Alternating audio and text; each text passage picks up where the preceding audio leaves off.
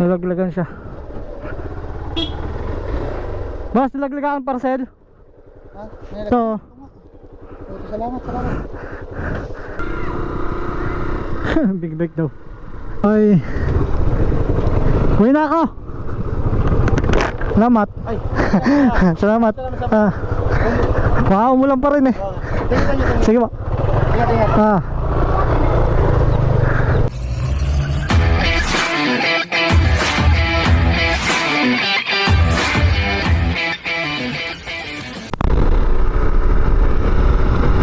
Full charge. Ganda ng bahay dito sa Bilog ah. Laki nang in-improve. Health center. Ang health center nila nakalayo sa Barangay Hall. Ito Kinos Farm. Dami na naging farm dito.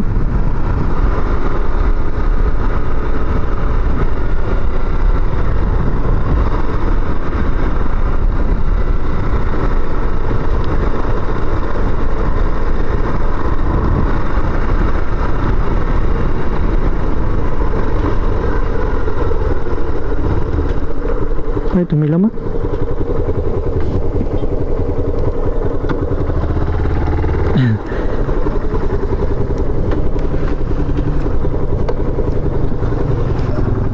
Hindi ko lang kung anong laman ito.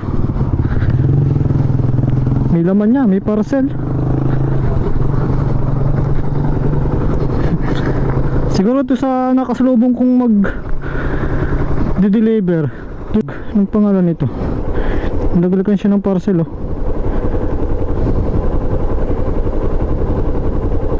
Bilog Purok Dos. Ito sa Cavite.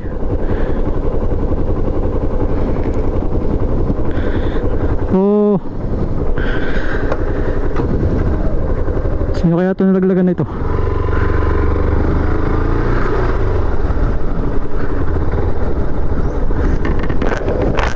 Taga rito lang sa Bilog eh. Yun. Yung flash stand delivery show. Baka kanya yun. Tingnan natin.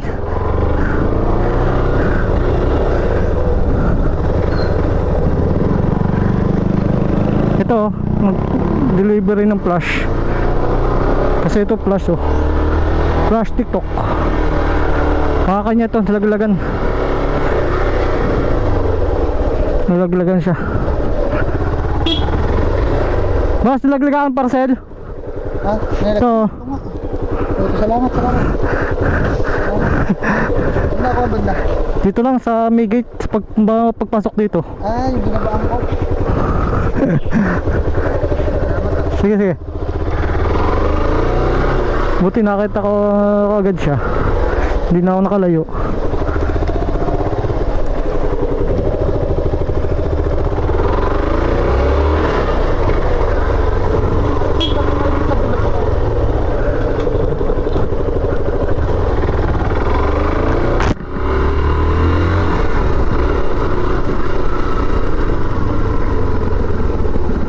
Lagalagan niya siya.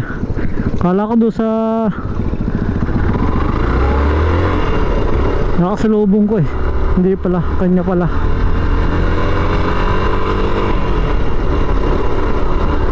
Kasi dadalawa naman yung nagde-deliver dito, GNT tsaka yung flash. Tama ba yung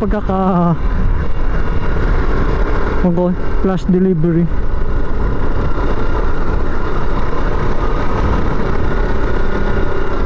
Buti nakita ko agad siya. Okay, proceed na tayo. Pumunta ako ngayon sa Magallanes. Ito ako ngayon sa ano bang barangay ito? Termore. Kay Titingga. Tapos yung outfit ko, tingnan yung outfit ko. Buksan ko isang front cam ko. Tagal niyan eh. Ang tagal mga 2 seconds bago mag-play, bago mag-record. So ayan, kita nyo ang outfit ko. Nagkamali ako ng dukot ng damit sa damitan. Akala ko yung long sleeve na batang lagalag yung aking nadampot, kasi magkasing kinis sila ng tela. Hindi ko na kasi tinignan nung nakatiklop eh, hindi ko na binuka. Kaya yung pala yung aking polo na ginamit noong nagpakapes.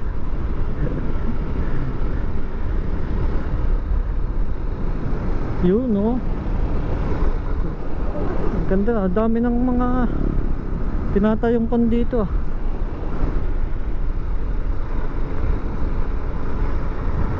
Gumanda itong welcome to Magallanes.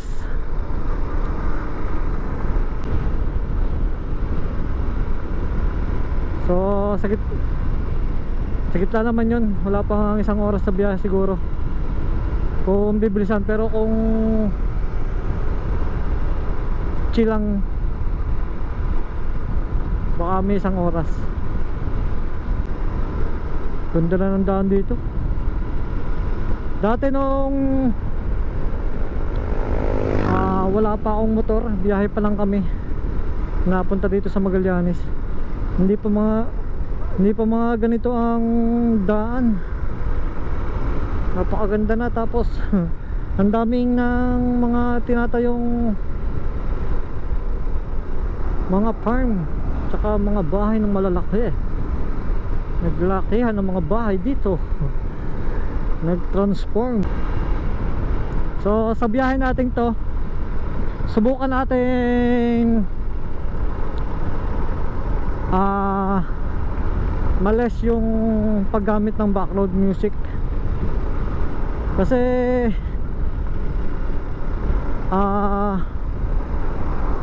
lagi ako nakaka-copyright. Hindi naman sa unang upload, diba? Pag mag-upload ka, pag copyright ka, pagka-upload agad-agad lalabas na copyright.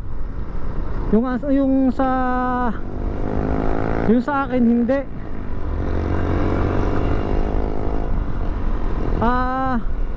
Nabilang pa siya ng buwan bago lumabas yung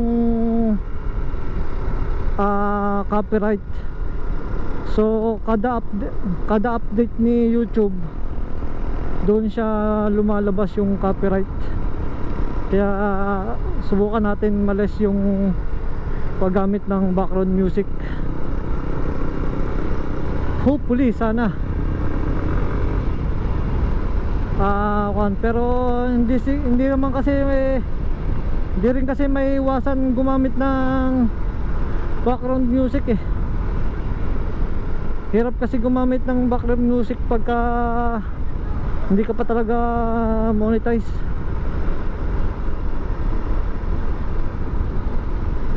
Tulad yung mga small YouTuber lang, yung babago pa lang nag-uumpisa, laging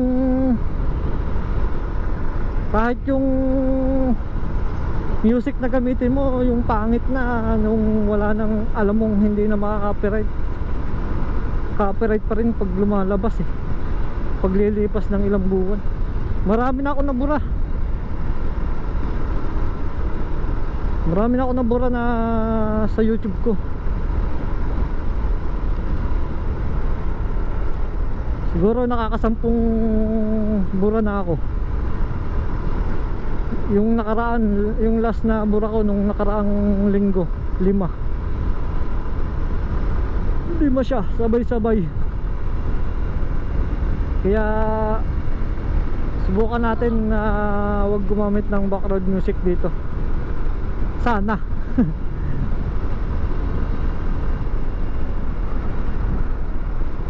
Hindi naman tayo kasi, tapos ang hirap pa naman kumuha ng kon, kasi yung binibigay ni CapCut na tugtog na ka-copyright din.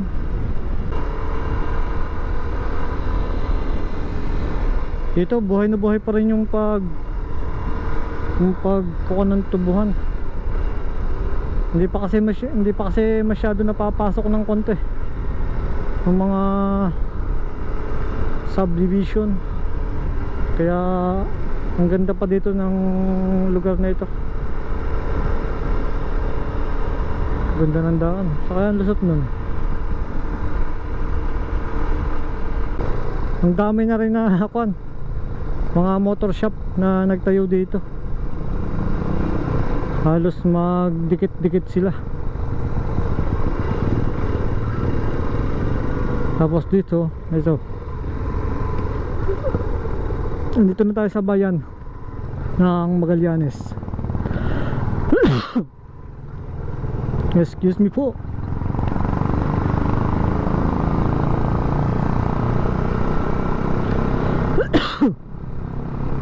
Biglang nangatakan lalaugan ah.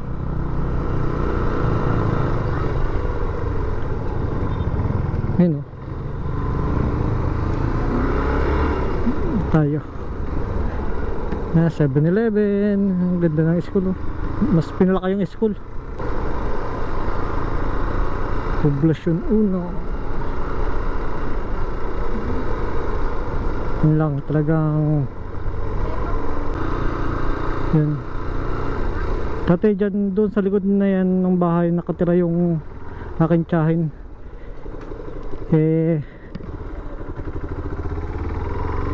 Lumipat na sila dito at doon nga tayo papunta. Ang baboy oh. Ang baboy dito paalpas lang.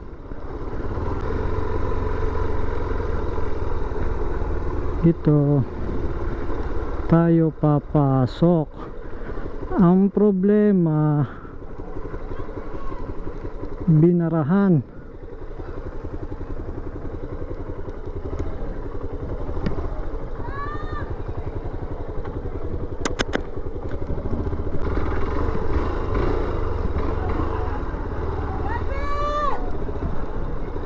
Genti.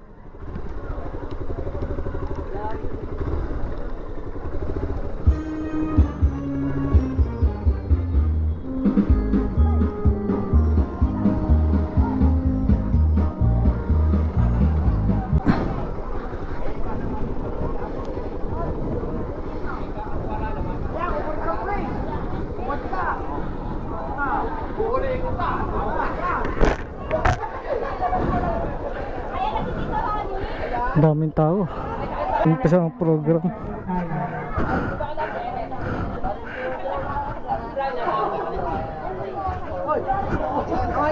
Ah.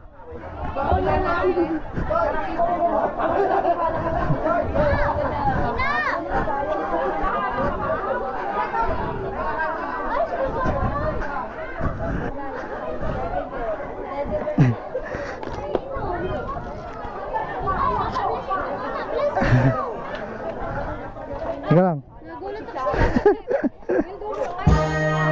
babalik ka sa akin, sir. Bakit? Itong counting card. Ba?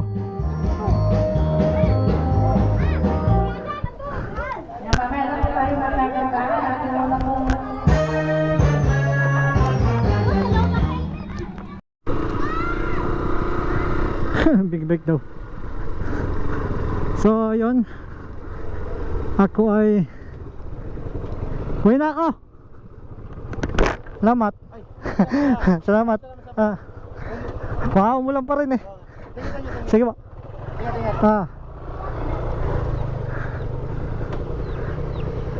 Yun.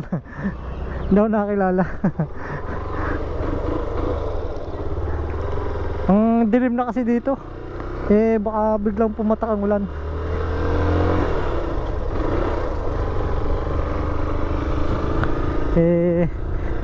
Iniwan ko pa naman ang aking kapote dahil nga alam kong saglit lang ako.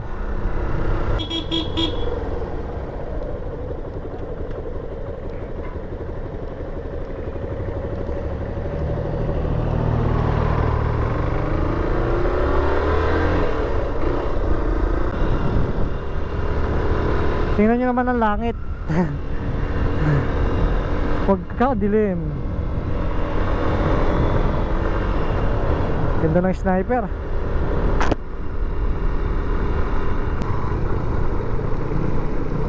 Misan ko lang din sila makita. Kaya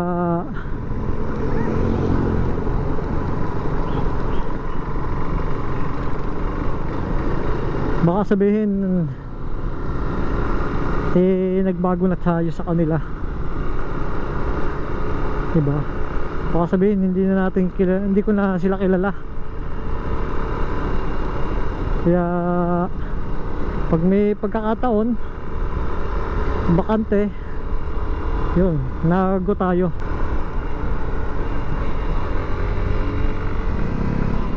Yun lang, na-aksidente pa dun.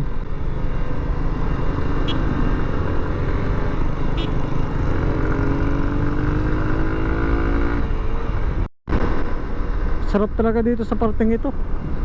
Ang lamig na simoy ng hangin. Ang dami kasing puno, kaya masarap ang simoy ng hangin dito sa parteng ito. Dito lang naman sa parteng ito, yung kahabaan ito hanggang doon. Ang lamig na.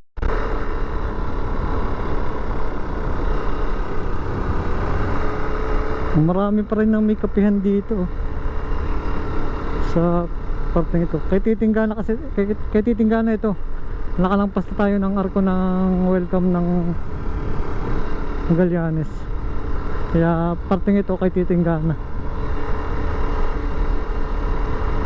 Marami pa rin palang mga may kapihan dito. So ngayon pala ay linggo. Nakakapagtaka dahil wala masyadong naggagala.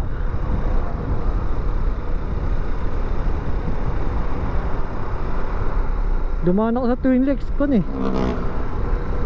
Walang traffic. Kaya napaisip ako, linggo nga pala ngayon, bakit parang kakaunti ang namasyal. Siguro natakot sa kwan, sa Taal, sa smog na binubuga ng Bulkan Taal. Papakita ko sa inyo kung bakit napaka-delikado doon sa simbahan na sinasabi ko. Di ba pagdating dito, kurbada. Ito yung sinasabi kong Plaza Blind Spot. Kurbada ito. Pagdating dito, walang signage na church zone o anuman signage ang dapat. Tapos yung damo, ito mo, diba, hindi halata na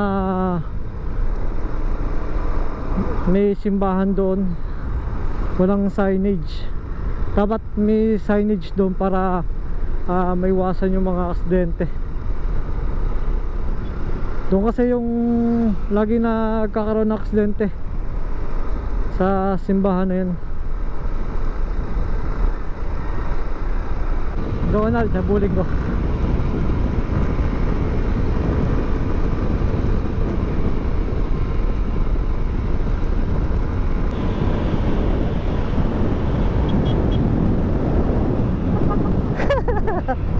Galing. Dito na, kailangan rin eh. Dito.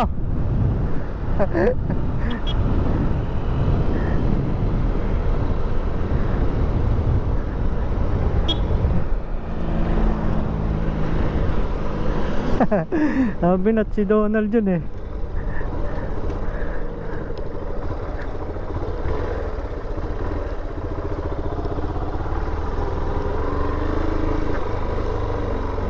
Okay, dito na ulit tayo.